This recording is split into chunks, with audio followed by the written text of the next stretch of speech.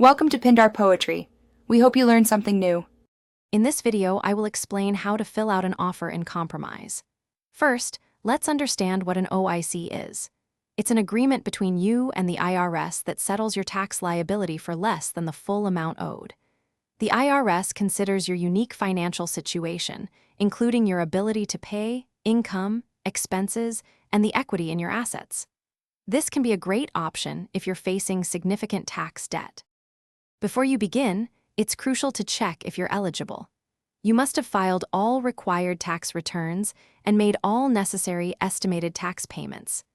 The IRS offers an online pre-qualifier tool that can help you determine if an offer in compromise is the right solution for your situation. Also, ensure you are not currently in an open bankruptcy proceeding. Next, gather all the necessary documentation.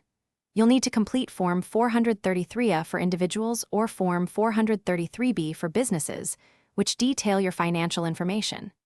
Be sure to collect proof of all your income sources, like recent pay stubs and bank statements.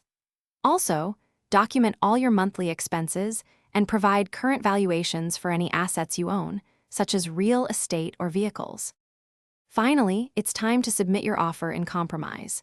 Carefully complete Form 656, ensuring all sections are filled out accurately. Remember to include the required application fee and any initial payment, if applicable, as specified in the instructions. Double-check that all supporting documents are attached, then mail your complete package to the designated IRS address for offer in compromise submissions. Good luck. Thanks for watching. Consider subscribing if we helped you.